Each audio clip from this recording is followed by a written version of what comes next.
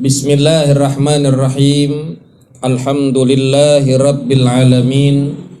Wassalatu wassalamu ala ashrafil anbiya wal mursalin sayyidina wa maulana Muhammadin wa ala alihi wa sahbihi ajma'in. Amma ba'du, fa inna asdaqal hadits kitabullahi ta'ala wa khairal hadi hadyu nabika Muhammadin sallallahu alaihi wasallam wa syarral umur muhdatsatuha wa kullu muhdatsatin bid'ah wa kullu bid'atin dalalah wa kullu dalalatin finnar.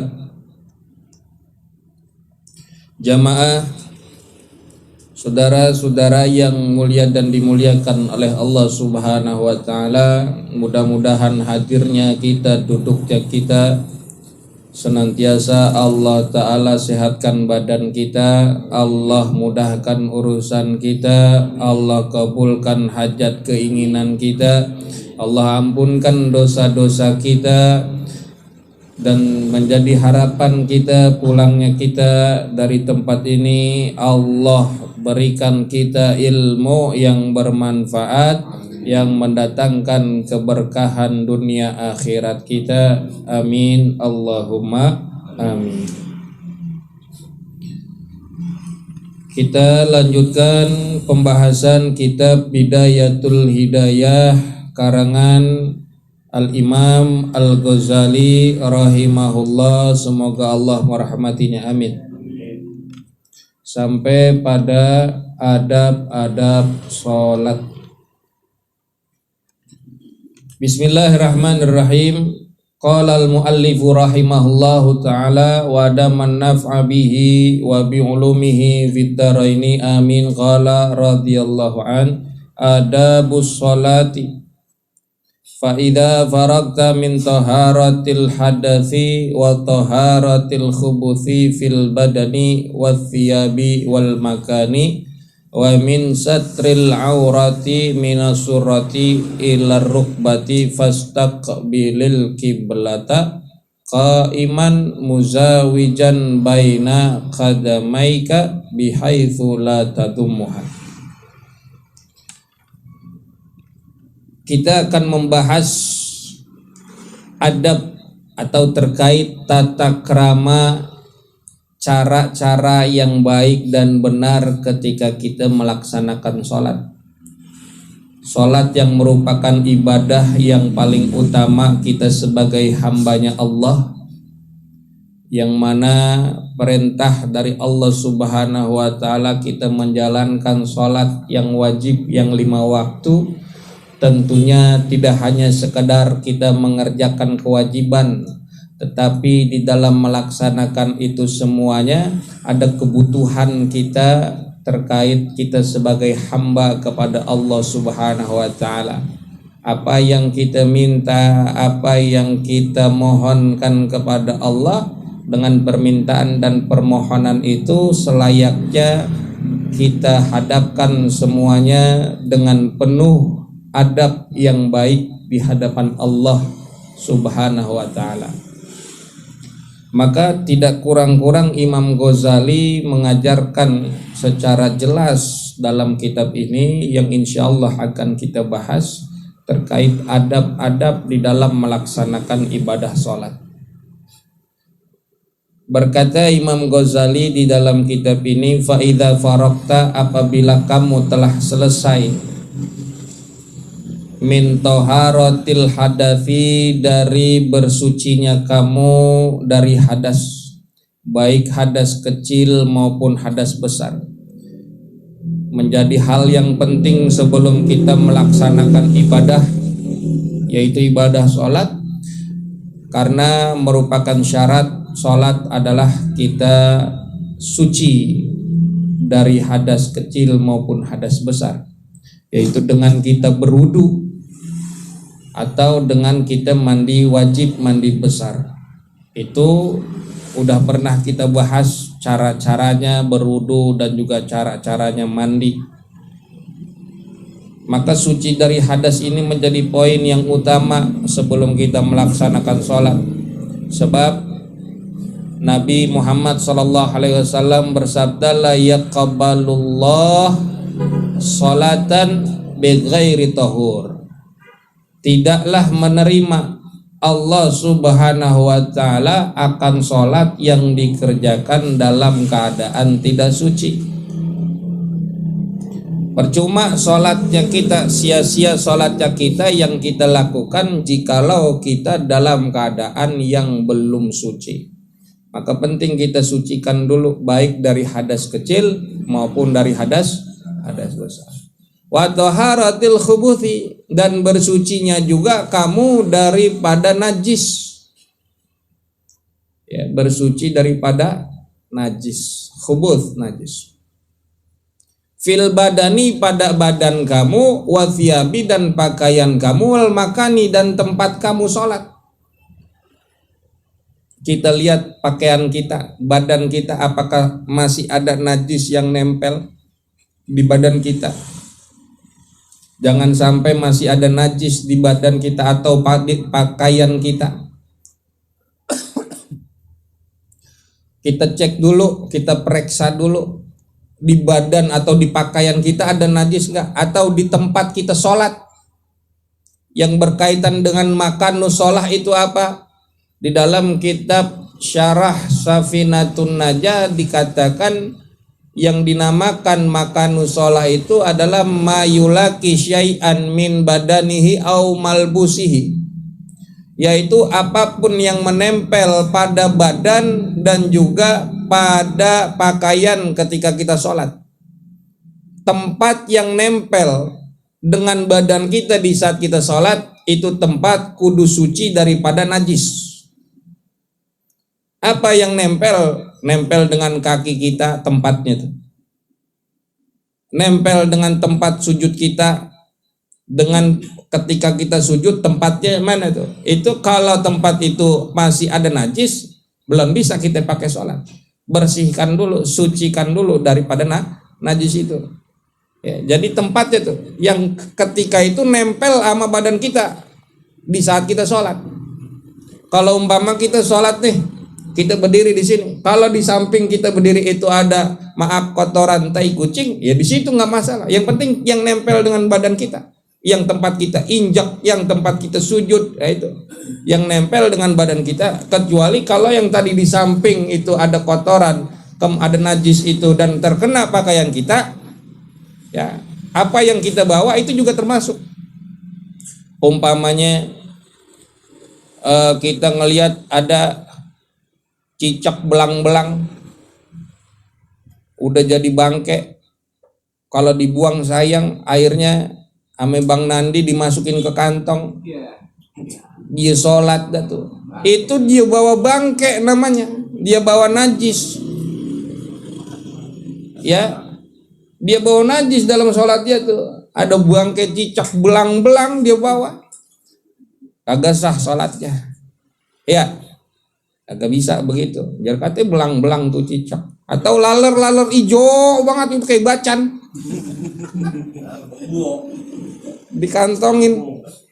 Kagak sah sholatnya. Karena dia bawa bangke, bawa najis. Harus suci dari najis, yaitu badan kita, pakaian kita, dan juga tempat kita sholat. Karena kalau kita kagak suci, kagak diterima sholat kita oleh Allah Subhanahu wa taala. Ya. Dalam Al-Qur'an tuh ditegaskan, ya bani Adam khudhu zinatakum inda kulli masjid. Pakailah oleh kamu wahai anak Adam, yaitu pakaian yang bagus, pakaian yang cakep, pakaian indah ketika kamu masuk masjid. Artinya di setiap kita melaksanakan ibadah sholat, kita mesti menggunakan pakaian yang bagus, pakaian yang rapi, yang cakep. Jangan asal pilih kita ntar mau sholat pakai pakaian yang biasa-biasa aja, giliran mau pergi kondangan kita pakai yang cakep. Kita mau menghadap Allah kita pakai yang udah pada bolong-bolong, giliran kita mau ketemu sama janda, wah ilah. Itu baju pakaian yang dipakai, ibarat kata kalau ada nyamuk nempel, merosot nyamuk saking licinnya tuh. Tapi ketika mau ketemu Allah pakai yang biasa, sarungnya yang biasa, kokonya yang biasa, yang tadinya putih jadi kuning. Picinya juga pakai yang mahal, yang bagus mau nemuin Allah. Mau menghadap Allah kita sholat pakai koko yang cakep, yang mahal.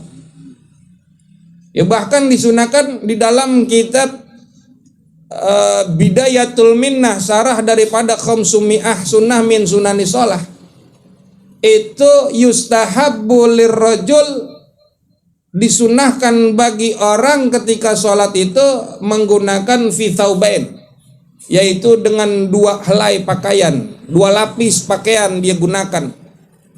Contohnya udah pakai gamis, pakai juga jubah, atau pakai juga rida, taruh di pundak nih. Sunnah naruh sesuatu di dalam sholat, ya naruh sehelai pakaian atau sehelai kain di atas pundak kita, atau di salah satunya, mau di kanan atau kiri.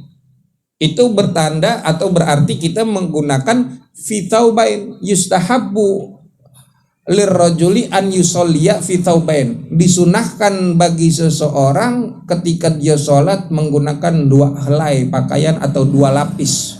Kalau pakai gamis pakai juga luaran atau pakai daleman, atau kalau pakai sarung pakai juga dalemannya, pakai sirwal, pakai celana. Jangan sarung doang, dalamnya kagak ada. Sunnahnya pakai izar, pakai sirwal juga, pakai sarung, pakai celana juga dalamnya.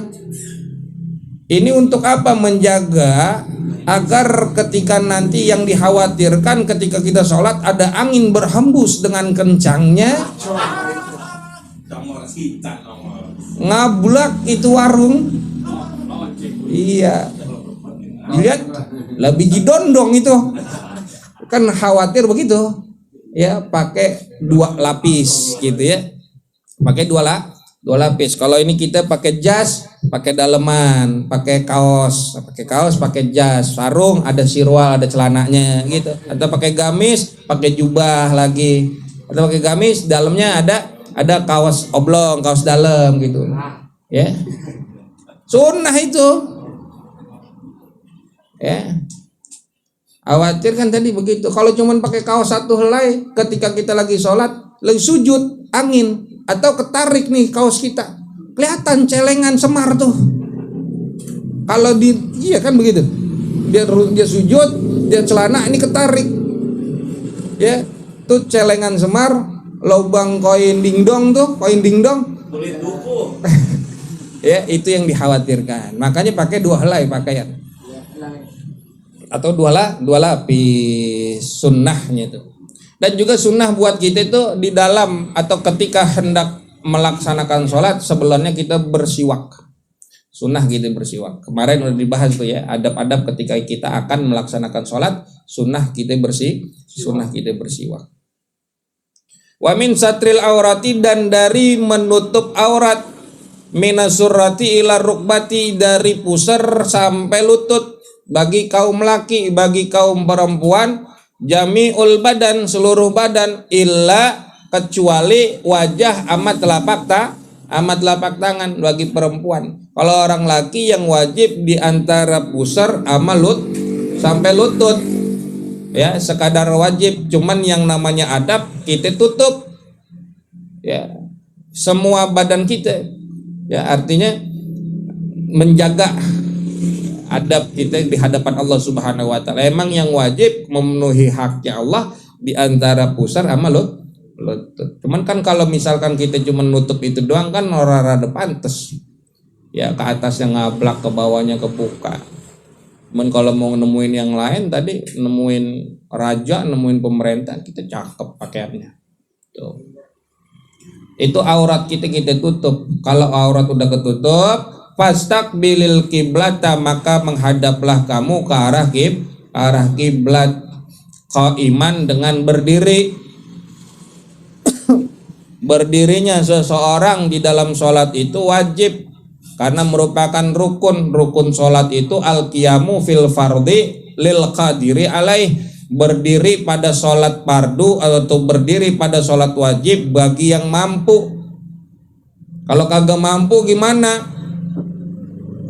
Ketika sholat 5 waktu atau sholat wajib kagak mampu kita berdiri, maka hendaklah duduk. Kalau kagak mampu duduk, berbaring dengan sisi kanan. Ya begini tuh, berbaring di sisi kanan kita, miring kayak orang kayak jenazah dikubur, miring begitu. Ya, berbaring pada sisi kanan, jangan sisi kiri. Makruh hukumnya kalau berbaringnya pada sisi kiri tanpa uzur, kecuali ada uzur sakit misalkan. Kalau miringnya ke kanan, ya dia ke kiri. Ya, dengan syarat wajahnya itu menghadap ke arah kiblat. Wajah dan badan depannya menghadap ke arah kiblat, miring ke kanan gitu. Kalau miring ke kanan kagak bisa juga, telentang, dengan catatan palanya harus diangkat. Artinya ketika nih badan telentang, cuman badan separuh sama pala itu agak nenggak gitu tuh. Ya, menghadap ke arah kiblat, kasih ganjelan di belakang, bantal kah atau apa, papan, ya kasih senderan supaya apa? Itu pala bisa menghadap ke arah kiblat. Kalau begitu juga kagak bisa, maka isyarat dengan mata.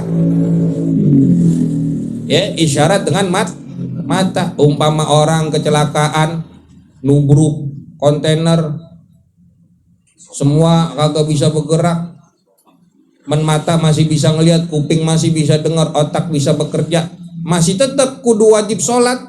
Biar kata tangannya ini segala macam diperban, dia tetap sholat dengan isyarat matanya dia. Paham nih? Ya kalau umpamanya dia tubrukan dengan kontainer kecelakaan, muanya sampai mata buta, kuping butek, tapi otak masih bisa bekerja, dia sholat dengan hatinya.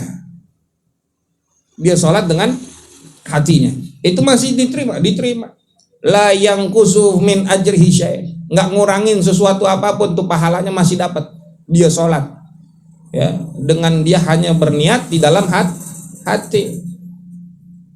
Itu cara orang sholat. Jadi kudu orang sholat tuh wajib berdiri qaiman. Boleh kagak sholat dia duduk, boleh kalau sholat sunnah. Ya juzul lil qadir, diperbolehkan bagi orang yang mampu berdiri an yusalliyan nafla qa'idan wa muttaji'an, bahwa dia sholat sunnah dengan keadaan duduk atau berbaring. Boleh. Ya, dalam kitab Riyadul Badi'ah itu dijelaskan begitu. Ya juzulil qadir, boleh bagi orang yang mampu berdiri an yusolliya, bahwa dia sholat an-nafla, sholat sunnah, tapi catatannya bukan sholat fardu. Kalau sholat fardu wajib berdiri, sholat sunnah dia boleh qaidan dalam keadaan duduk, au mutojian atau dalam keadaan berbaring dengan sisi kanan tuh. Lakin akan tetapi thawabul qaid, pahalanya orang yang sholat duduk, nisfu thawabil qaim, separoh daripada pahalanya orang yang sholat berdiri. Kalau orang sholat sunnah berdiri pahalanya cepek, yang duduk pahalanya gocap. Ya, pahalanya gocap. Umpama kita sholat sunnah ba'diyah isya, udah lempengan habis zikir, duduk aja sekalian, boleh orang sholat duduk sholat sunnah. Wa thawabul muttaji, dan pahalanya orang yang berbaring dalam sholat nisfu thawabil qaid, separoh, setengah dari pahalanya orang yang sholat duduk. Kalau yang duduk pahalanya gocap, berarti yang berbaring pahalanya jigo. Begitu tuh. Ya. Jadi boleh-boleh aja orang sholat duduk, apalagi kalau sholat wajib emang dia udah kagak mampu berdiri. Kalau cuman rantalan, misalkan saya masih bisa berdiri, batasannya mana? Kalau misalkan disanggak, dilepas kagak jatuh, dia masih bisa berdiri, dia masih wajib tuh sholat berdiri. Tapi nanti pas sujud, pas ruku puyeng. Ketika sholat belakang udah disiapin bangku, tempat dia duduk. Jadi dia sholat masih berdiri, ketika ruku dia ngambil posisi duduk.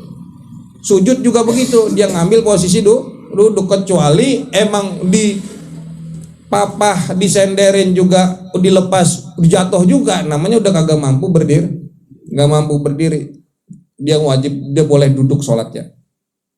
Duduk yang utama di dalam sholat tuh gimana? Duduk yang utama artinya keadaan orang sholat duduk gitu. Ini ada dua pendapat cara duduk di dalam sholat. Yang pertama, duduk yang utama itu duduk iftirosh. Duduk iftirosh itu duduk yang seperti tasyahud awal. Itu duduk iftirosh namanya. Yaitu kita duduk yang utama duduk iftirosh ketika sholat duduk. Kalau duduk sila atau duduk tawaru tuh duduk yang seperti duduk tasyahud akhir, itu duduk tawaru namanya. Itu terlihat terlalu santai. Maka pendapat yang pertama, yang paling utama adalah duduk iftirosh ketika sholat. Tapi ada pendapat yang kedua, bahwasanya duduk sila itu yang lebih bagus. Sebab apa? Sebab ini duduk bisa membedakan antara duduk di dalam sholat sama duduk sebagai pengganti dalam berdiri ketika sholat. Itu. Kalau duduk iftirosh, kata dia, kalau duduk iftirosh itu sama aja duduk kayak di dalam sholat. Nah, sebagai pengganti berdiri di dalam sholat, dia maka duduknya duduk sila. Terlepas dari dua perbedaan itu, mau pakai yang duduk iftirosh atau duduk sila tergantung kondisi kita aja. Kalau umpama ada koreng, ada borok di dengkul kita, kalau kita paksain duduk utama duduk iftirosh, habis kita ngejerit aja. Ya, maka lebih baik itu duduk sila. Gitu tuh. Muzawijan, merenggangkan baina qadamaika di antara kedua kakimu, bihaitsu la tadumuha, dengan sekiranya tidak merapatkan, artinya tidak nempelin sunnah ketika kita sholat, yaitu at-tafrij, merenggangkan baina qadamai, merenggangkan di antara kedua kaki kita di dalam sholat, biqadri shibrin, dengan ukuran sejengkal. Ya, muzawwid itu artinya yaj'alu lahuma musamitan, menjadikan kedua kaki itu sama beriringan, la tataqaddam ihdahuma, tidak saling mendahului antara satu dengan yang lain. Jadi muzawwid itu nih telapak kaki, ini kaki kita nih, ini rata nih, itu sama tuh muzawwid tuh. Ya, sama begitu tuh. Paham nih? Ya, jangan yang kanan majuan dikit, yang kiri di belakang, bukan begitu. Tapi menjadikan kedua kaki kita beriringan, sama, sejajar, ya, muzawwid.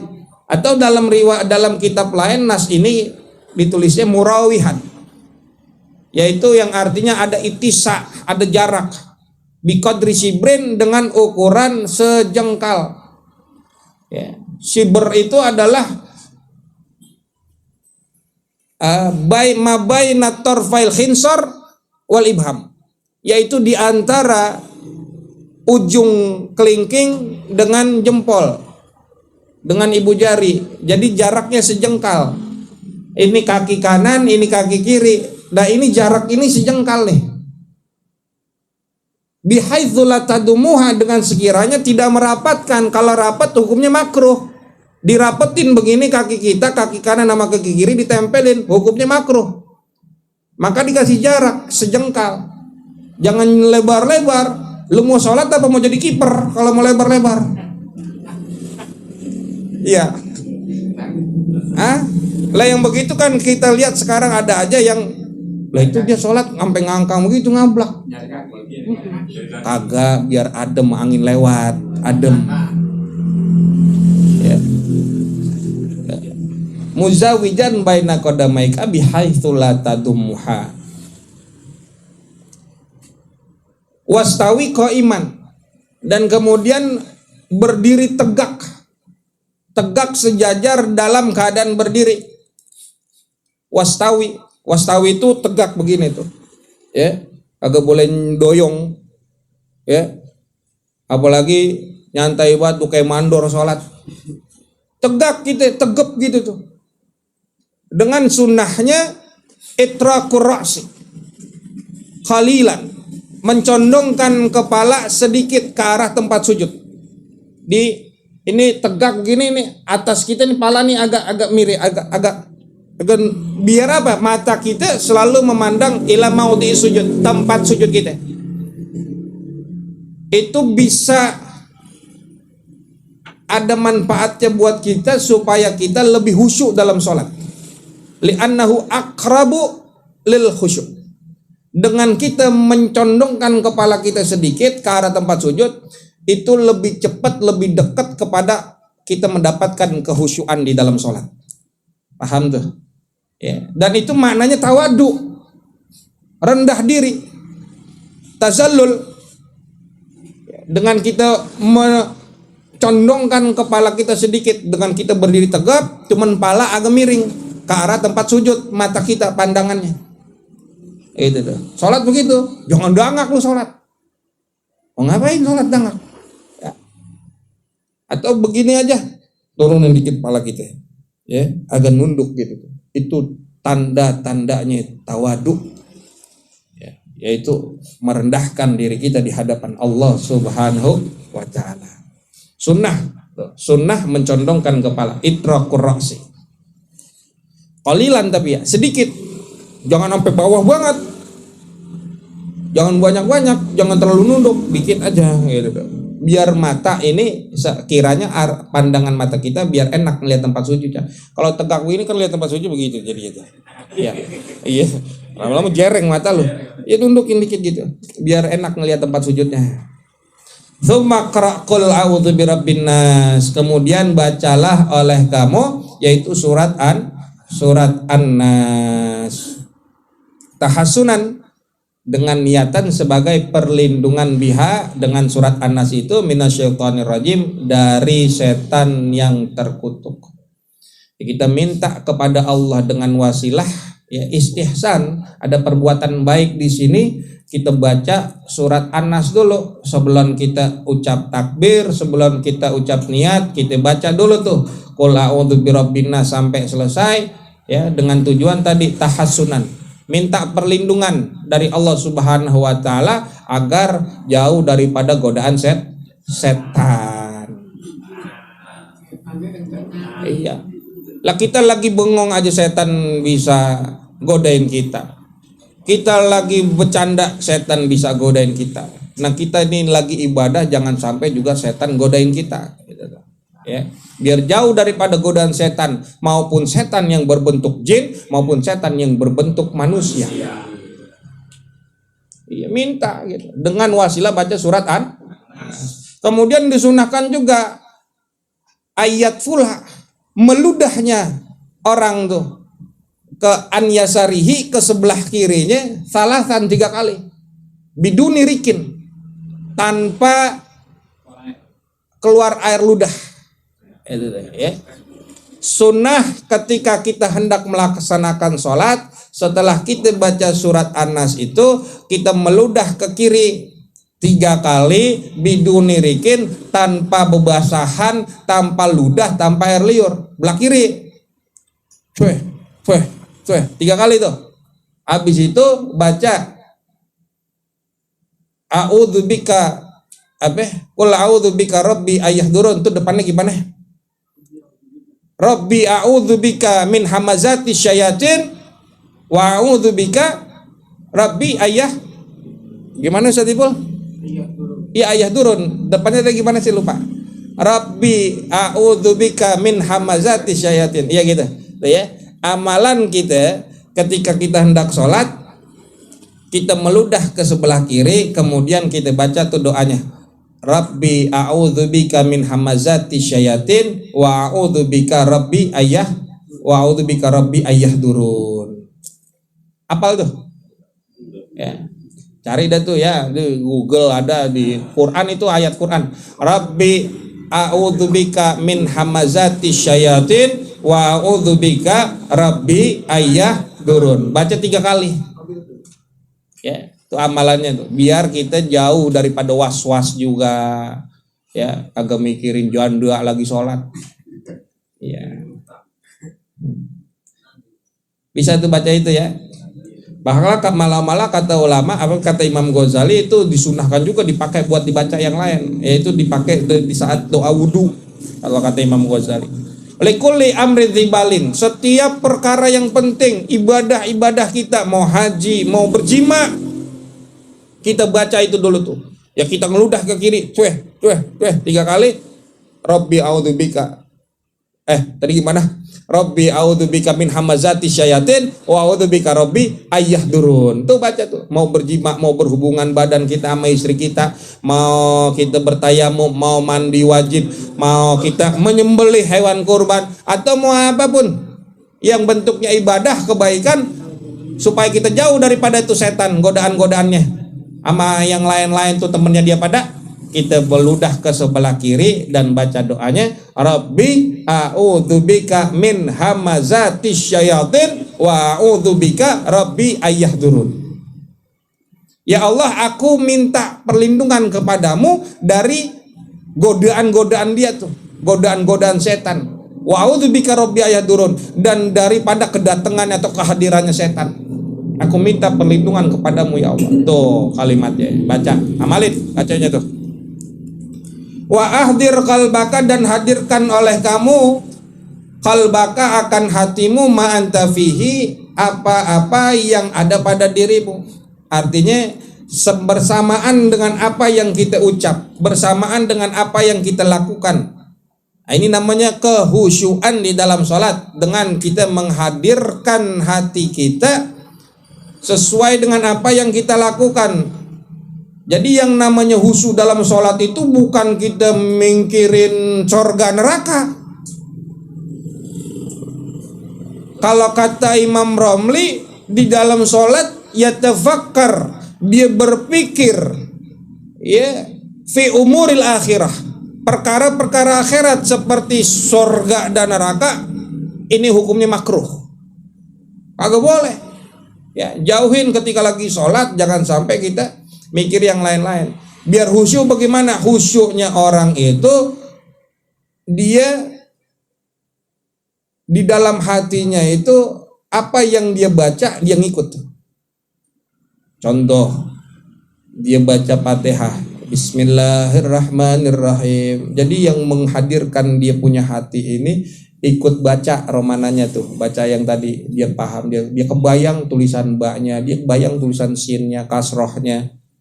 Begitu, itu khusyuk. Alhamdulillahirabbil alamin, dia kebayang alifnya, lamnya, haknya, mimnya, dalnya. Kebayang tuh tulisannya. Kebayang, itu namanya khusyuk. Jadi ahdir qalbaka ma anta fihi, itu begitu. Menghadirkan hatimu pada apa yang kamu baca, pada apa yang kamu ucap, pada apa yang kamu lakukan. Di saat ruku, dia sadar kalau dia lagi ruku. Lagi sujud, dia sadar bacaannya, dia baca, hatinya ikut baca. Itu namanya khusyuk. Bukan lagi sholat mikirinnya dosa biar khusyuk, kagak. Lagi sholat mikirin rumah belum jadi-jadi, mobil hilang kepikiran, bukannya khusyuk itu. Apalagi perkara-perkara dunia, perkara akhirat aja tadi bisa jadi makruh sholat kita. Makanya yang khusyuk itu kita hadirkan hati kita bersamaan dengan apa yang kita lakukan dan kita ucapkan. Wa farrighum minal waswasi, dan kosongkanlah dalam hatimu minal waswasi, daripada waswas. Ya.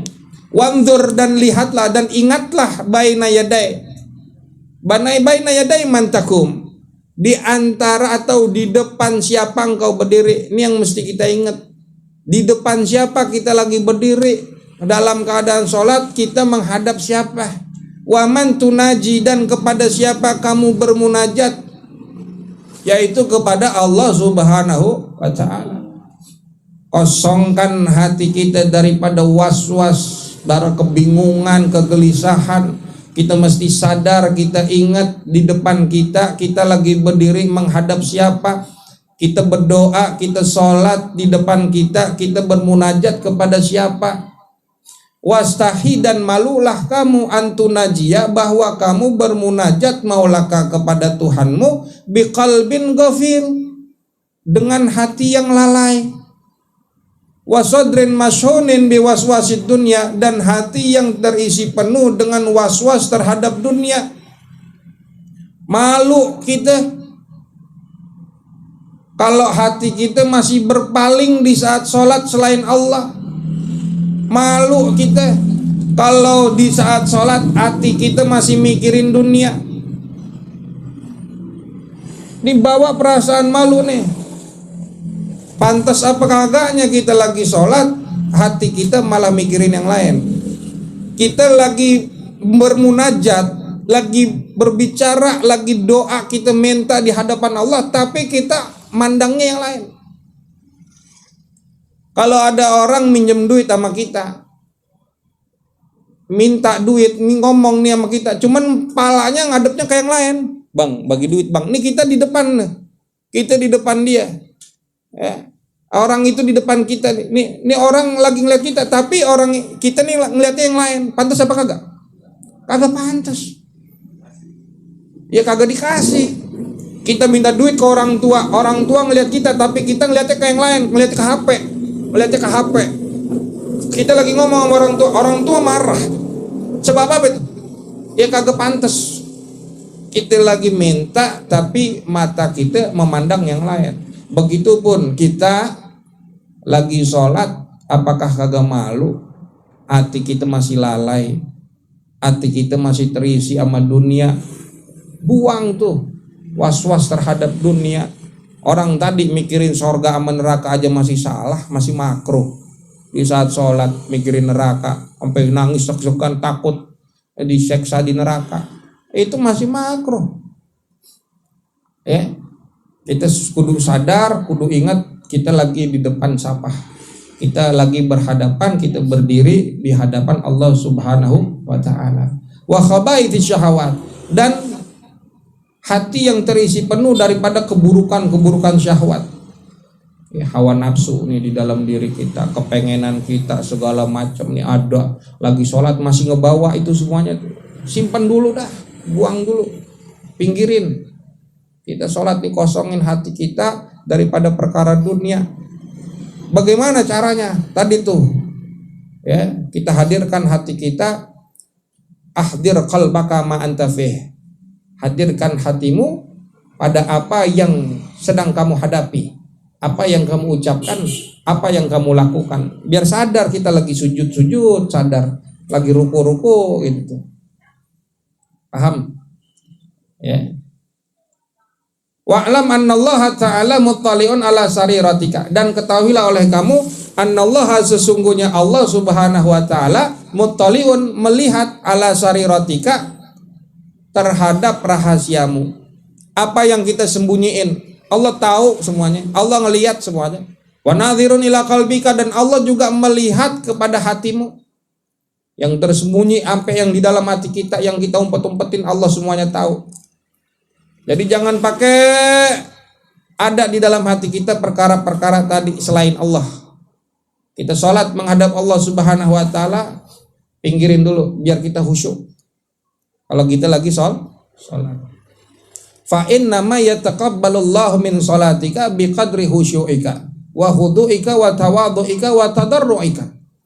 Hanya saja yataqabbal, menerima Allah min sholatika, dari sholatmu, biqadri khusyu'ika, dengan atau sesuai kadar kehusyuanmu. Yang Allah terima dari sholat kita itu sesuai dengan apa yang kita khusyuk di dalam sholat. Kalau khusyuknya full, maka yang diterima full sholat kita. Kalau khusyuknya separuh, maka yang diterima separuh. Kalau khusyuknya cuma lagi sujud, berarti yang diterima pas lempengan sujud. Maka betapa banyak orang yang sholat cuma diterima 60% dari sholatnya, 40%, 20%. Apalagi yang kagak khusyuk, sholatnya kagak diterima. Maka Allah terima sholat dari seorang hambanya itu lantaran atau sesuai dengan 4. Satu tadi biqadri khusyu'ika, sesuai dengan kadar kehusyuanmu.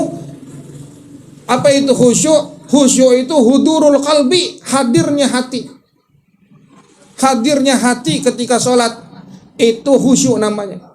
Wa khudu'ika, dan yang kedua Allah menerima lantaran apa? Lantaran ketundukanmu. Wa khudu'ika. Apa itu tunduk? Sukunul jawarih, tenang anggota tubuh, itu namanya khudu'. Ya. Kagak terburu-buru, kagak kelabakan orang kayak lagi apa tuh, kayak orang siram air panas sholat. Nah, sholat tuh khudu'. Khudu' itu ketundukan, kepatuhan, ditandai dengan sukunul qalbi, sukunul jawarih, tenangnya anggota tubuh. Wa tawadu'ika, dan sholat juga diterima oleh Allah lantaran apa? Tawadu', ketawaduan, rendah diri, tazallul, merasa hina, merasa kecil kita di hadapan Allah Subhanahu wa taala. Wa tadarru'ika, dan yang keempat Allah menerima sholat seorang hamba atau sholatnya kita, yaitu sesuai dengan keikhlasannya. Keikhlasan di dalam berdoa, di dalam mintanya kita fit du'a, al-khulus fit du'a, keikhlasan murninya hati kita di saat minta sama Allah. Tuh ya, jadi 4 tuh. Innama yataqabbalallah minas shalah, Allah menerima daripada sholatmu atau sholatnya seorang hamba itu lantaran 4. 1 biqadri khusyuk, dengan sekadar atau dengan kadar khusyuan. Kemudian al-khudu' dengan kadar kehuduan, ketundukan, sukunul jawarih, tenangnya anggota tubuh. Yang ketiga itu tawadu, ya, tazalzul, kerendahan diri, merasa hina, merasa kecil di hadapan Allah, wa tadarru', dan keikhlasan di dalam berdoa, di dalam sholat. Itu 4 aja itu. Hati kita hadirin, anggota tubuh kita tenang, kagak terburu-buru dalam sholat. Ikhlasnya kita berdoa dan merasa tawadu, rendah diri kita, ngerasa kecil di hadapan Allah. Wa'budhu, dan sembahlah Allah fi sholatika, di dalam sholatmu, ka'annaka tarahu, seolah-olah kamu melihat Allah. Ihsan, ini ihsan. Ketika kita sholat, seolah-olah kita melihat Allah, meskipun pada kenyataannya kita kagak bisa ngelihat, tapi seolah-olah kita ngelihat. Fa in lam takun tarau, kalau kamu belum bisa melihat Allah, fa innahu yaraka, maka sesungguhnya Allah melihatmu, ya. Jadi biar kita merasa muraqabah, merasa diawasi oleh Allah. Kita lagi sholat itu Allah ngeliatin kita. Makanya supaya biar kita sadar Allah ngeliatin kita, kita seolah-olah melihat Allah, begitu tuh. Fa in lam yahdur qalbuka, fa in lam yahdur, jika tidak hadir qalbuka, hatimu. Fa in lam yahdur, jika tidak hadir qalbuka, hatimu, walam taskun, dan tidak tenang jawarihuka, anggota tubuhmu. Walam taskun, dan tidak tenang jawarihuka, anggota tubuhmu, likusuri ma'rifatika, karena sedikitnya ma'rifatmu, bijalalillahi ta'ala, dengan keagungan Allah Subhanahu wa ta'ala. Nah, yang menjadi sebab orang itu kagak khusyuk, orang itu kagak tenang dalam sholatnya, itu karena sedikitnya pengenalan dia kepada Allah. Dia sedikitnya makrifat dia terhadap keagungan dan kebesaran Allah, gitu.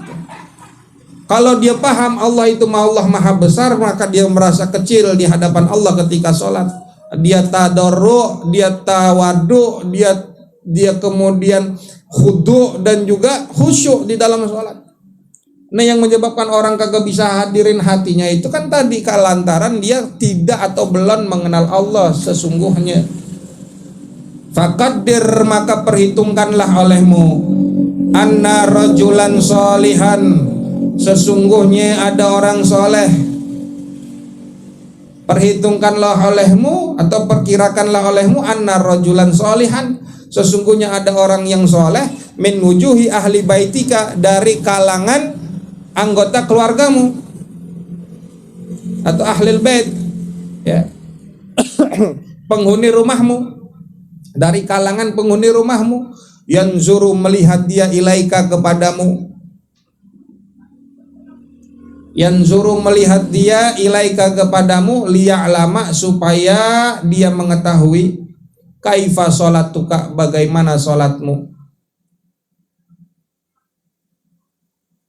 Fa inda zalika, maka saat itu yahduru, akan hadir, qalbuka, hatimu, wa taskunu, dan akan tenang, jawarihuka, anggota tubuhmu.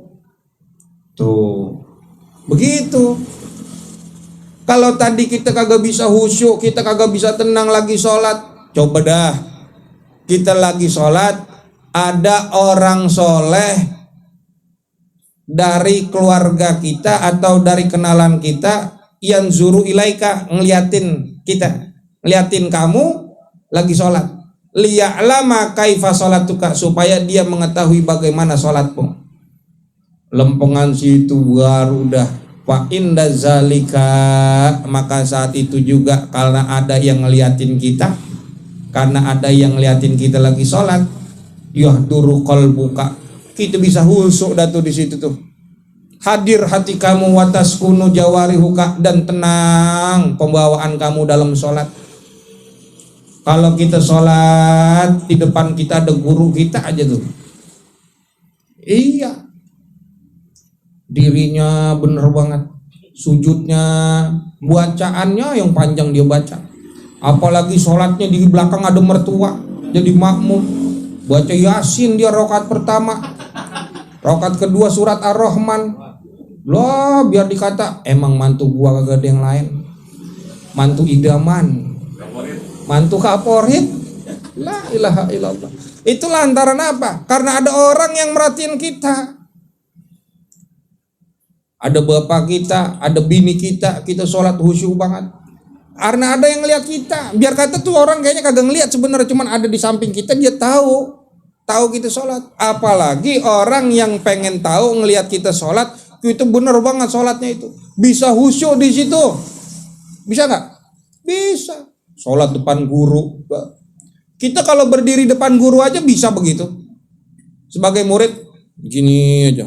Kagak mau bergerak. Guru lewat, begini aja. Guru, siap guru.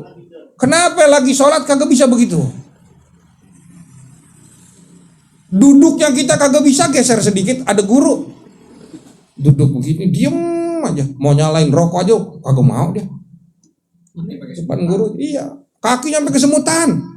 Dia duduk kagak mingser, kagak geser sedikit pun. Karena ada siapa? Ada orang soleh, ada ulama, ada habaib, ada kiai, ajengan. Begini aja. Kenapa ya di hadapan Allah nggak bisa? Kenapa ya di hadapan Allah anggap tubuh kita ini nggak bisa tenang, nggak ada sukun, nggak ada sakinah di situ. Kenapa kita nggak bisa hudurul qalbi? Di hadapan perempuan kita sholat, wah mejengnya bisaan banget loh. Iya.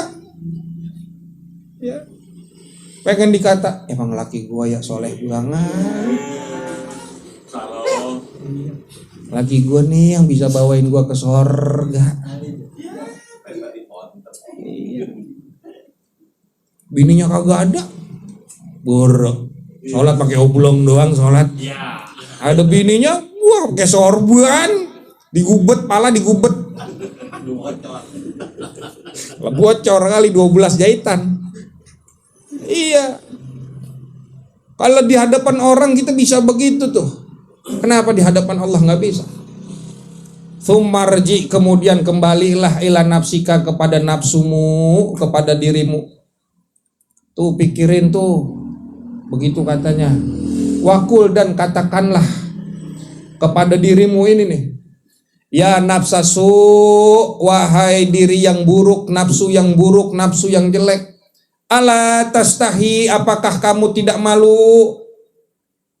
Ala tastahi, apakah kamu tidak malu? Min khalikika, dari yang menciptakanmu, dari Allah subhanahu wa ta'ala. Wa maulaka, dan dari Tuhanmu.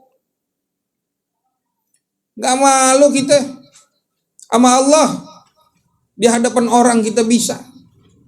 Begitu kita berdiri tegap, kagak berani bergerak. Duduk kita sopan, kagak berani geser. Di hadapan Allah. Kita bingung lagi sholat, lagi tidak, masih sempat baik ngupil. Masih sempat baik nih, ngeletakin tangan. Iya. Lagi doa kunut. Cetak. Di hadapan Allah subhanahu wa ta'ala. Ala tastahi, apakah kamu tidak malu? Min khalikika, di hadapan yang menciptakan kamu. Wa maulaka, dan di hadapan Tuhanmu. Idh qadarta, ketika kamu mampu.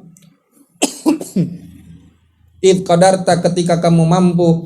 Ittila'a abdin dzalilin, melihatnya seorang hamba yang hina.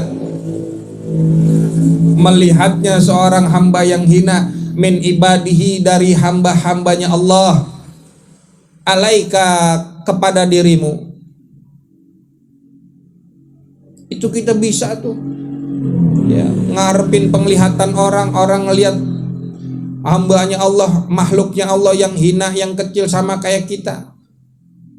Dia ngelihat kita bisa sopan, kita bisa anteng, kita bisa khusyuk dalam sholat kita, lantaran dilihat sama makhluk yang sama kayak kita, yang kagak bisa ngasih sorga, nggak bisa ngasih neraka juga. Walaisa biyadihi, dan tidak ada pada dirinya, atau tidak ada pada orang tersebut naf'uka, manfaatnya kamu. Orang itu nggak bisa ngedatengin manfaat buat kita. Wala darruka, dan tidak bisa mendatangkan bahaya kepadamu. Nggak ada manfaatnya, nggak ada bahayanya itu orang.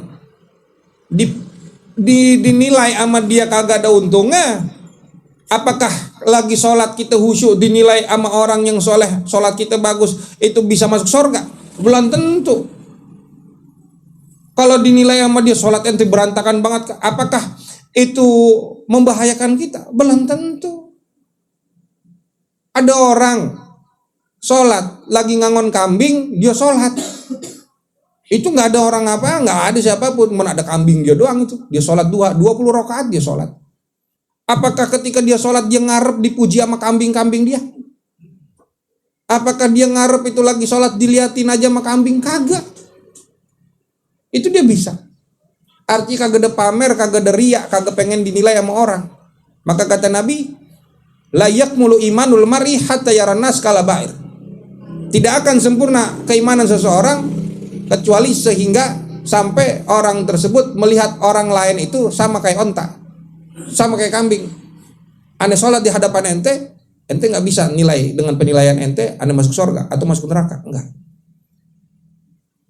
Begitupun ya, kita harusnya di hadapan Allah subhanahu wa ta'ala, yang kita ingin dapatkan adalah penilaian Allah, ridhonya Allah. Jangan pengen dipandang, pengen dilihat sama orang, padahal orang juga sama kayak kita. Orang sama kayak kita. Oh, di hadapan guru juga, di hadapan guru kita bisa banget sholat ya. Khasya'at jawarihuka, khasya'at telah khusyuk jawarihuka, anggota tubuhmu, wa hasunat dan bagusnya sholatuka, sholatnya kamu. Kagak ada manfaatnya, kagak ada bahayanya, mau ente khusyuk, anggota tubuh tenang ketika sholat, bagus sholatnya di hadapan orang yang sama kayak kita, di hadapan seorang hamba, kagak ada bagusnya. Thumma, kemudian innaki itu ya, karena innaki ta'lamina, Summa kemudian innaki sesungguhnya nafsu, ya baliknya ke nafsu. Sesungguhnya nafsumu ta'lamina mengetahui annahu sesungguhnya Allah muttaliun melihat alaika kepadamu. Wala takhsyaina dan kamu tidak khusyuk dan nafsumu tidak khusyuk, dirimu tidak khusyuk. Li'adzamatihi karena keagungan Allah Subhanahu wa taala. Kalau kita kagak khusyuk salat padahal Allah ngelihat kita, maka di sini tuh kata Imam Ghazali, ahwallahu ta'ala indaka aqallu min abdin min ibadih. Itu ada hamzah tuh di depan huwa tuh ada hamzah tuh. Ya, ada alif di situ, ada alif. Ada apa namanya tuh? Lil istifham. Ahwa, apakah dia? Allahu ta'ala, apakah dia Allah ta'ala indaka di sisimu? Aqallu, lebih kecil, min abdin dari seorang hamba, min ibadih dari hamba-hambanya Allah ta'ala. Kalau kita kagak khusyuk di saat kita sholat, sedangkan di depan orang kita bisa khusyuk, di depan mertua kita bisa bener sholat, di depan guru kita bisa, di depan bini, depan anak kita bisa bener banget sholat, baik sholat kita, khusyuk, tenang kita sholatnya. Apakah Allah Subhanahu wa ta'ala bagi dirimu itu lebih kecil, bahkan lebih hina dari seorang hamba? Padahal Allahu Akbar, Allah Maha Besar, Allah Jalil, Allah Mulia. Fama asyaddu tughyanak, maka betapa besarnya kemaksiatanmu, maka betapa besarnya kemaksiatanmu, wajah laka dan kebodohanmu.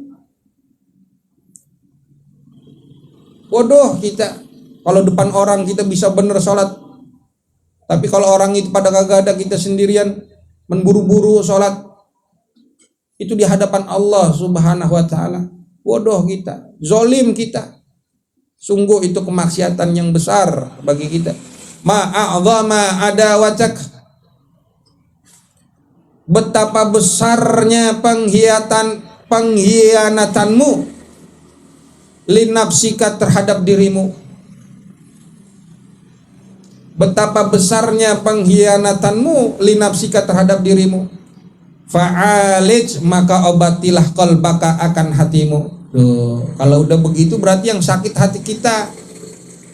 Kalau di saat sholat kita belum bisa khusyuk, belum bisa tenang anggota tubuh kita, belum kita bisa hadirin hati kita, maka obatilah, fa'alij qalbaka, obatilah akan hatimu bihadhil hiyali, dengan ini cara.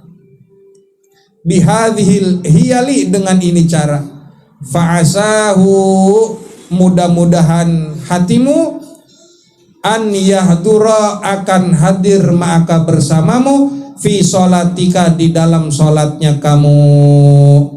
Ketika kita ngobatin pakai cara yang tadi, ayo depan orang lain, orang soleh kita bisa khusyuk, kita bisa tenang dalam sholat. Allah Maha Agung, Allah Maha Besar. Masa di hadapan Allah kagak bisa? Di hadapan Allah juga kita bisa khusyuk, juga bisa kita tenang, ya, bisa hadir hati kita di saat kita sholat. Fa innahu laisa laka, karena sesungguhnya tidak ada bagimu, min sholatika, dari sholatmu, illa, kecuali ma aqalta, apa-apa yang kamu pahami, apa-apa yang kamu pahami. Makanya di dalam sholat tuh, kita sebelum sholat kita kudu ngerti, kudu paham apa yang kita baca, supaya kita bisa ngeresep di dalam sholat kita. Bacaan Fatihah kita, sambil kita bayangin tadi hurufnya tuh dalam sholat, kita gambarin, maksudnya kita lagi sholat, apa yang kita baca, kita tahu nih, alhamdulillah, segala puji lillahi, bagi Allah. Tuh itu ada namanya tafahum, pemahaman dari apa yang kita baca. Karena dikatakan laisalaka min sholatika illa ma aqalta, tidak ada bagi dirimu di dalam dari sholatmu itu kecuali apa yang kamu paham. Yang kita paham apa? Yang kita ngerti apa? Illa ma aqalta, kecuali yang kamu paham minha dari sholatmu. Jadi yang kita dapat tuh ketika kita sholat dari apa yang kita baca, yang kita pahamin dari bacaan kita. Doanya, zikirnya, di saat kita sujud, di saat kita ruku, di saat kita bertasbih, memuji Allah, itu kita ngerti. Jangan baca doang tapi kita nggak ngerti. Itu tadi bacaan apaan? Gue juga kagak paham, gue asal baca aja udah ngikutin dari buku tuntunan sholat lengkap. Iya, kagak tahu tapi artinya, kagak ngerti, kudu ngerti dulu berarti. Wa amma ma ataita, dan adapun apa-apa yang kamu datangkan, bihi, dengan itu ma atau dengan itu perkara, apa yang kita datangin, misalkan apa? Bacaan kita tadi, zikirnya kita, doa-doa di dalam sholat itu. Ma'al ghaflati, bersamaan dengan lalai, wasahwi, dan kurang teliti. Lengahnya kita di saat sholat, asal baca, kita baca tuh bacaan, kita baca tuh zikir, cuman kita lalai di saat kita baca. Fahuwa, maka bacaan itu ilal istighfari, kepada istighfar, wat takfiri, dan kepada tebusan takfir, ahwaju, lebih membutuhkan. Kita sholat nih saudara, assalamualaikum. Kita sholat, yang kita baca dari zikir bacaan kita sholat itu kita kagak paham tuh, atau kita lalai, ya, kita lalai di dalam sholat, kita baca cuman lalai mikirinnya yang lain, bacaan Fatihah mikirin yang lain, di saat ruku sujud mikirnya yang lain. Maka kata Imam Ghazali, lebih membutuhkan kepada istighfar. Yang begitu sholat mesti diistighfarin lagi, karena sholatnya cacat. Sholatnya cacat. Dia sholat cuman mikirnya yang lain. Ada kelalaian di saat sholat. Sholat itu kudunya sadar, cuman dia lalai, maka sholatnya cacat. Yang begitu sholatnya lebih membutuhkan kepada istighfar, untuk menebus daripada kesalahan dia, kelalaian dia di dalam sholat. Makanya banyak, dan bahkan ulama kita menganjurkan habis selesai sholat, selesai salam, kita istighfar. Karena khawatir tadi ketika kita sholat masih banyak kelalaian yang kita lakukan. Kita baca cuman pikiran kita ke yang lain. Nah makanya ini penting bagi kita, sebelum diajarkan bagaimana cara sholat yang benar, kita hadirkan terlebih dahulu hati kita, supaya sholat kita khusyuk. Ya. Dikatakan bahwa caranya supaya sholat kita khusyuk itu ada 6. Yang pertama hudurul qalbi, kita hadirkan hati kita. Hadirnya hati di dalam sholat itu menentukan kehusyuan di dalam sholat. Yang kedua at-tafahum, pemahaman dari apa yang dia baca di dalam sholat. Apa yang kita baca dari bacaan sholat, zikirnya, doa-doanya, bacaan Fatihah, kita mesti memahaminya. Meskipun tidak secara detail, secara global kita paham. Ya, at-tafahum. Kemudian yang ketiga, at-ta'zim. Kita di dalam sholat mengagungkan kebesaran Allah. Dengan apa? Dengan kita tawadu, merendahnya kita, merasa hina diri kita. Itu namanya at-ta'zim, mengagungkan kebesaran Allah dengan kita merasa hina, merasa kecil, merasa diri ini hamba yang banyak dosa. Itu cara sholat biar khusyuk. Kemudian yang keempat, al-haibah, segen, ada rasa takut, khauf kita kepada Allah Subhanahu wa taala. Itu namanya haibah. Jadi sholat kita berwibawa, khusyuk. Yang kelima, supaya sholat kita khusyuk ini saudara, kita mesti ada roja. Ar-roja, harapan.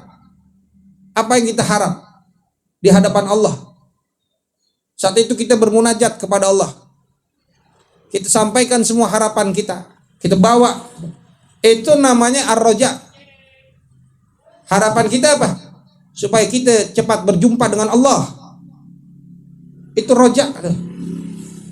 Yang terakhir, yang keenam, al-haya, malu.